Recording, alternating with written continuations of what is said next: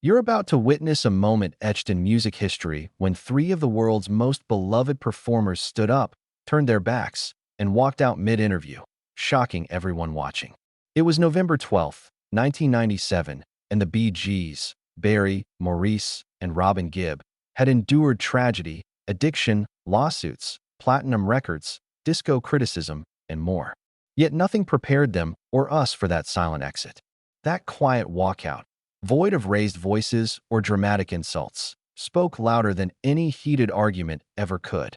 When Barry rose, followed by his brothers, they transformed a jovial TV spot into an indelible moment, forever changing how we see these legendary siblings. But this wasn't a spur-of-the-moment tantrum or an on-set stunt. It was the culmination of decades spent both together and apart, bound by blood, yet strained by circumstance. To fully grasp why three men who once sang as one would choose to walk away so abruptly, we must trace their journey from austerity to stardom and see how every triumph and setback carved new lines between them. Only then can we understand how a seemingly innocent joke about their falsetto unintentionally ignited a fracture too deep to ignore. Most casual fans know the Bee Gees for their soaring falsettos and disco anthems. But behind the gleaming lights of fame lay a story of survival that began in war-scarred Europe. Barry, the eldest brother, was born on September 1st, 1946, in the cramped corridor of a hospital on the Isle of Man, as Europe struggled to rebuild in the aftermath of World War II. Food was rationed, homes still showed bullet holes, and every family had a story of loss. In that world, Barry's father, Hugh, a jazz drummer by heart, hustled for odd jobs, while his mother, Barbara, stitched clothes and stretched every penny. When blackouts forced them to rely on candlelight, young Barry learned early that hope could flicker like a flame and be snuffed out just as quickly. By age 9, he was quietly taking responsibility for his younger siblings, Robin, Maurice, and, 3 years later, baby Andy, so that Barbara and Hugh could chase work wherever it popped up. It was in this crucible of scarcity and endurance that Barry first discovered music as an escape, singing along to shortwave radio broadcasts and tapping rhythms on kitchen pots. In 1955, the family uprooted from the Isle of Man to industrial Manchester, chasing a promise of renewed opportunity. The city's gray factories and smoky skies were a harsh contrast to the island's green hills, but it offered hungry families like the Gibbs a shot at stability. Yet those early Manchester days were anything but easy. The brothers squeezed into one small bedroom, sharing hand-me-down clothes washed in a single basin, and sometimes going to bed with empty stomachs. Even a single light bulb in their living room came at a premium. But amid the struggle, the children found solace in song. On street corners and in working-class dance halls, they mimed Elvis covers, earning stray coins that they pulled back toward groceries.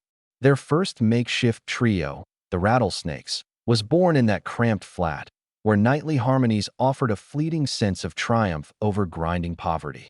Barry's early leadership, Robin's dramatic flair, and Morris's warm baritone blended so seamlessly that audiences swore they couldn't believe three boys so young could sound so polished. Every earned penny bolstered their belief that music might rewrite their destiny.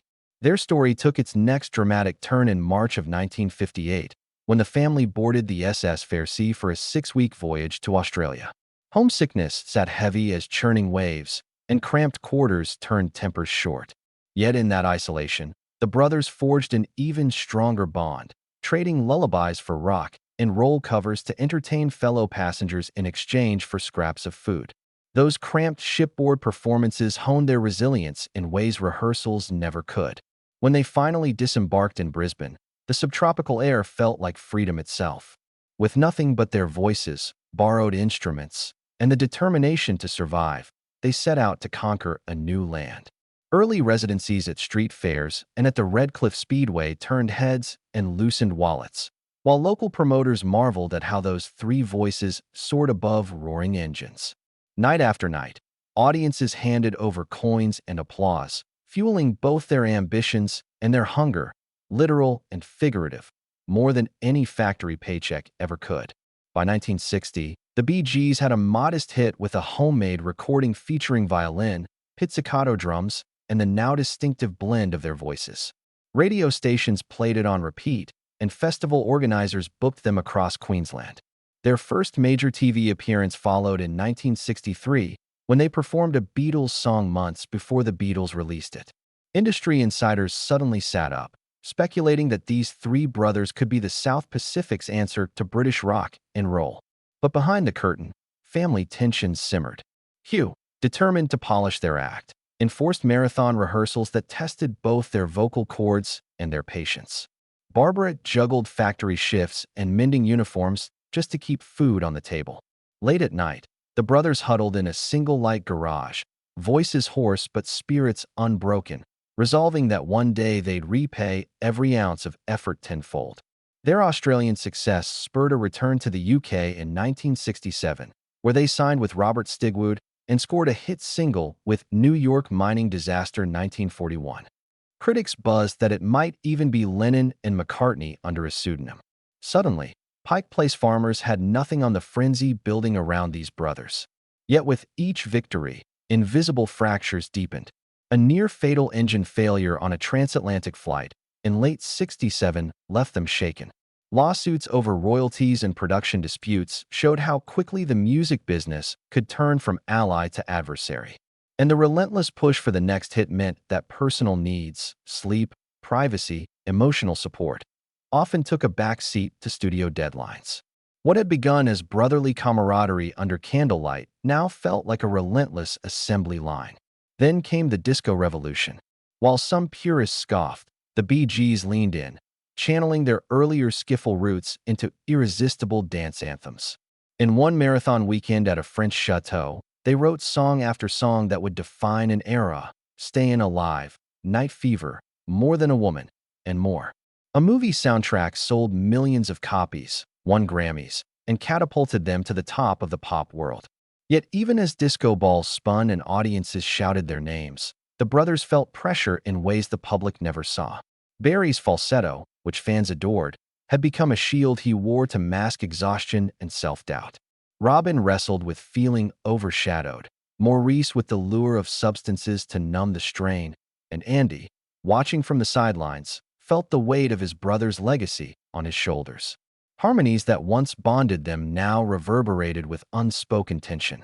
As the 1980s dawned, internal conflicts and personal tragedies began to eclipse chart success. Solo projects, band breakups, legal battles, and sobering losses tested their unity. When Andy died in 1988, the brothers faced a grief so profound that even music couldn't numb the pain. They endured recording sessions while clutching each other backstage, each note a reminder of the brother they'd lost. And yet, amid devastating sorrow, they returned to the studio in 1987 to record You Win Again, a bittersweet comeback that soared in Europe but stalled in America. It was a poignant reminder that triumph and heartbreak often ride the same track. All of these moments, triumph, tragedy, tension, led to the ill-fated 1997 BBC interview with Clive Anderson. The brothers walked onto the set holding onto decades of pride and hidden wounds. When a casual joke about Mickey Mouse voices pricked a chord that had long since lost its elasticity, Barry rose, palms clenched, and walked into silence. Maurice and Robin followed without a word. Their exit lasted mere seconds, but it shattered an illusion and unveiled a truth they had carried in hushed voices for years.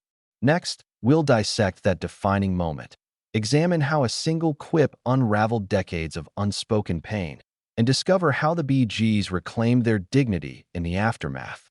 It was a chilly November evening in London when the Bee Gees arrived at BBC Television Centre for what was billed as a promotional chat about their new album, Still Waters.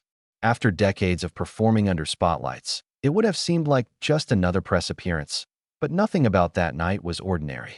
As the brothers settled under the studio lights, their polite smiles and poised posture concealed years of unspoken tension. Production assistants fussed over microphones.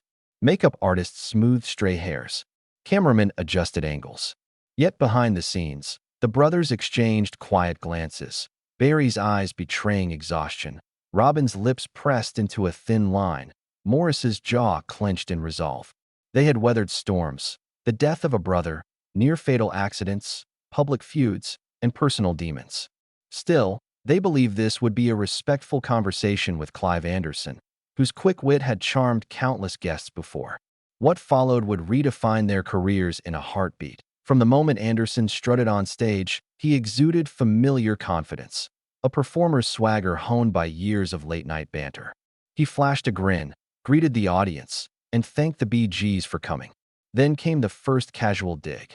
"So, boys, you've swapped your folk harmonies for any chance you'll be singing to Tiny Rodent cartoons next?" The studio audience chuckled. Barry forced a tight-lipped smile. Robin cleared his throat. Maurice shifted in his seat. A simple joke, perhaps, but it brushed against raw nerves. Over the years, disco hats and falsetto wigs had become stand-ins for the brothers' true artistry. Anderson knew his words cut deeper than laughter.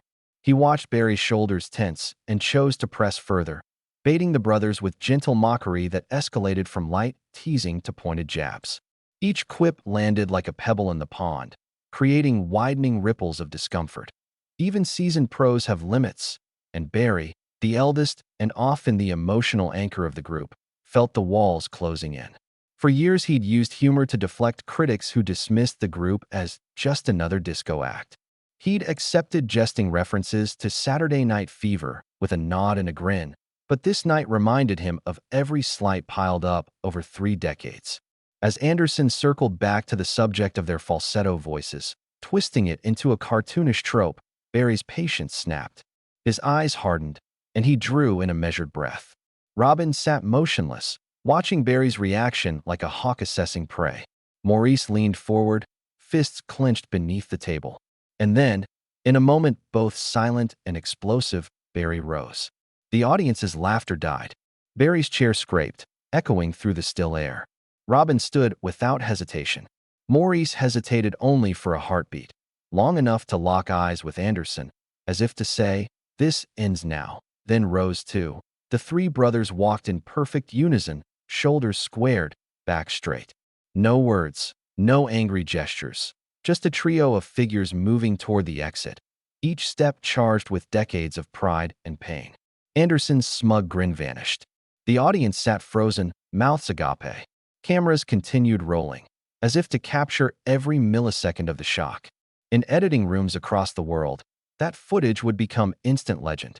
That quiet departure spoke volumes. These men would not endure mockery at the cost of their dignity. They'd faced far worse: broken families, shattered dreams, soul-crushing loss, and still carried on. But laughter at their expense was a bridge too far. Their walkout was a refusal to be defined by one-liners, a reclaiming of agency in an industry that often stripped artists of their humanity. Backstage, the atmosphere was electric and uncertain. Producers huddled in corners, managers rushed to reassure the network, and small crews buzzed around the empty set. The brothers, meanwhile, convened in a cramped dressing room. Barry's knuckles were white as he gripped a chair. Robin's voice trembled as he asked if they'd done the right thing.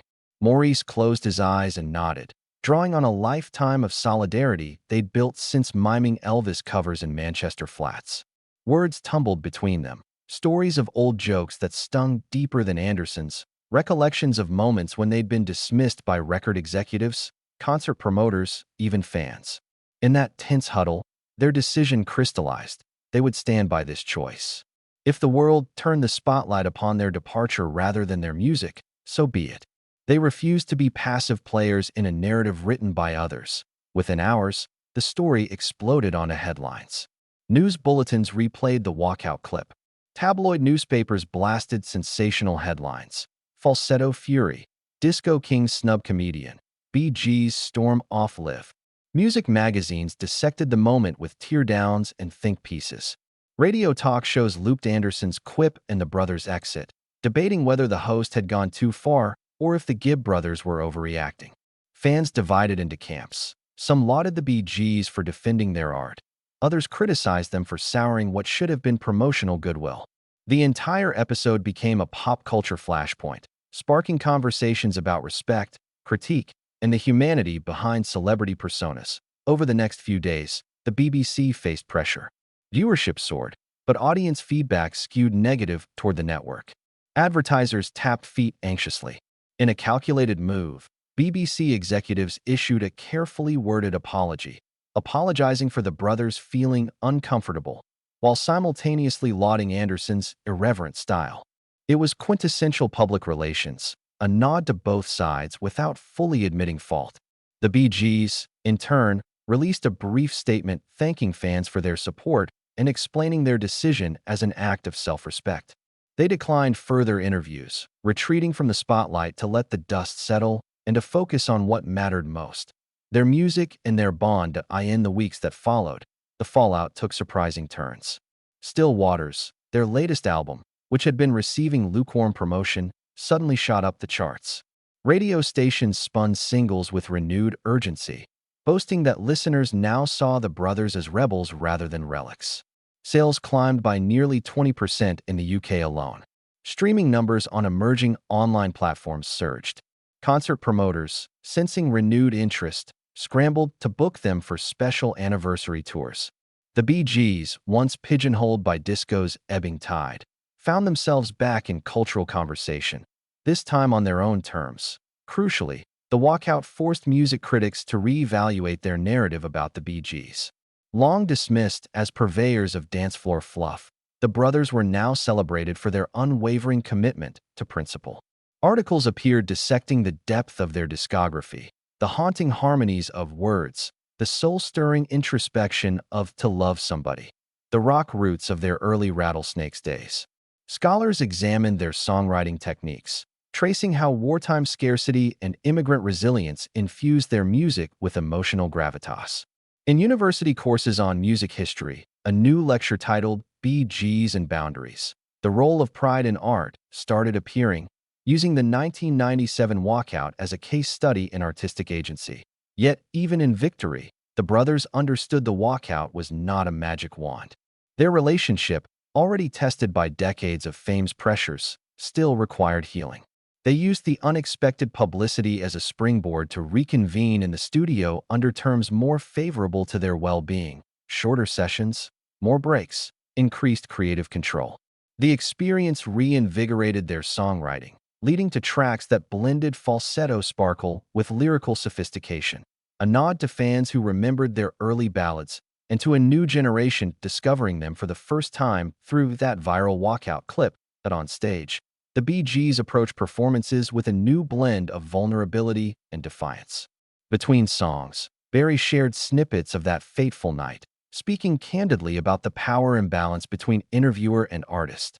Robin, his trademark vibrato softened by humility, thanked audiences for understanding that respect cannot be taken for granted. Maurice, ever the quiet backbone, framed the moment as proof that true harmony extends beyond notes. It encompasses dignity and self-worth. Each concert felt like a communal affirmation of values. Music as expression, not just entertainment. Artistry as a living conversation, not a commodity to be mocked. That moment in 1997, three brothers walking off a set, became more than tabloid fodder. It transcended the simple act of leaving. It symbolized a life's journey from the cold flats of Manchester and wartime scarcity to global superstardom, from studio pressure cookers to the release of self-imposed boundaries. The Bee Gees demonstrated that after surviving personal tragedies, addiction, legal battles, and public scorn, they still had the power to surprise the world by refusing to be diminished by a punchline. Their quiet exit spoke louder than applause ever could. The dust settled slowly. In the days after the walkout, headlines morphed into deeper conversations about the price of fame and the rights of artists. Late-night shows replayed the clip with fresh commentary. Moderators argued over civility versus critique, and fans took to letters and phone calls, insisting that respect was non-negotiable. Suddenly, a fleeting television moment had unmoored a larger cultural debate about dignity in entertainment itself. Filmmakers and music historians seized on the episode as fertile ground. Within months, a feature-length documentary explored not just the walkout but the uncharted history it awakened.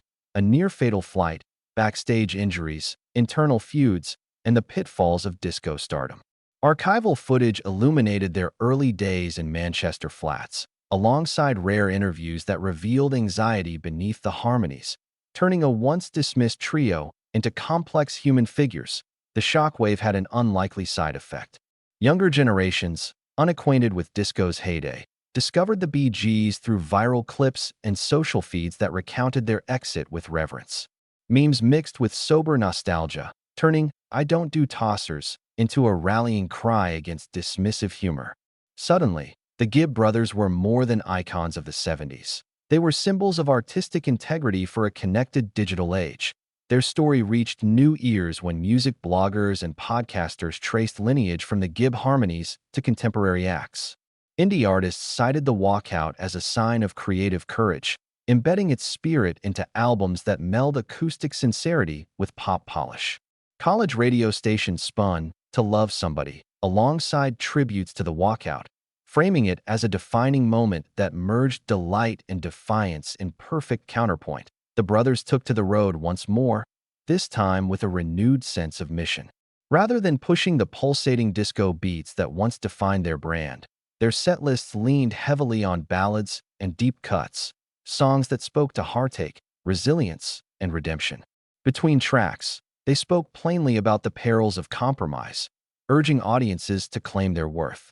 Each harmony resonated with the weight of lived experience. In interviews years later, Barry reflected on the walkout as a breaking point that recalibrated priorities. He spoke of balancing family and artistry, of how performing under sedative haze nearly cost him everything.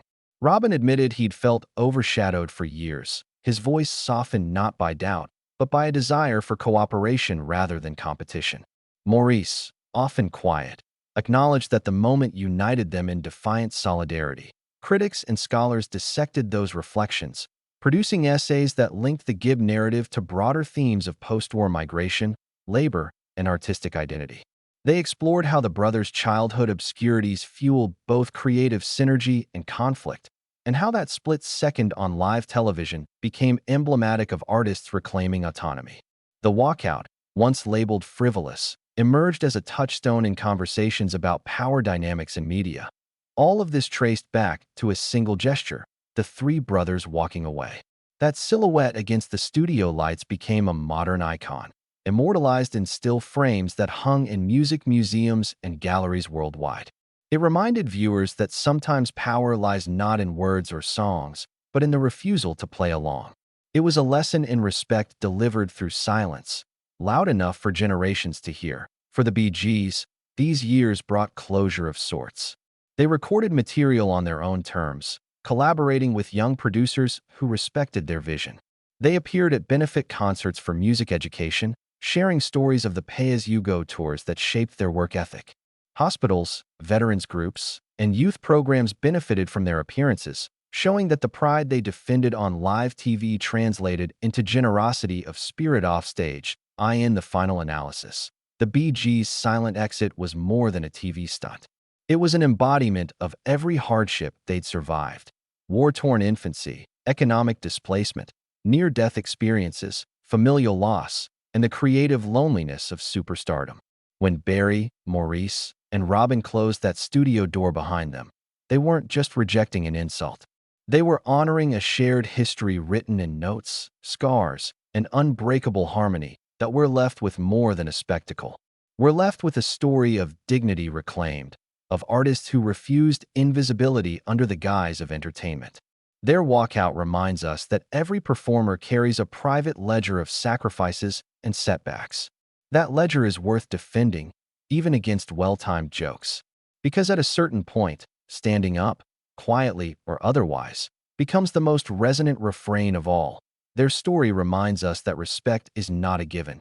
It's earned, nurtured, and protected.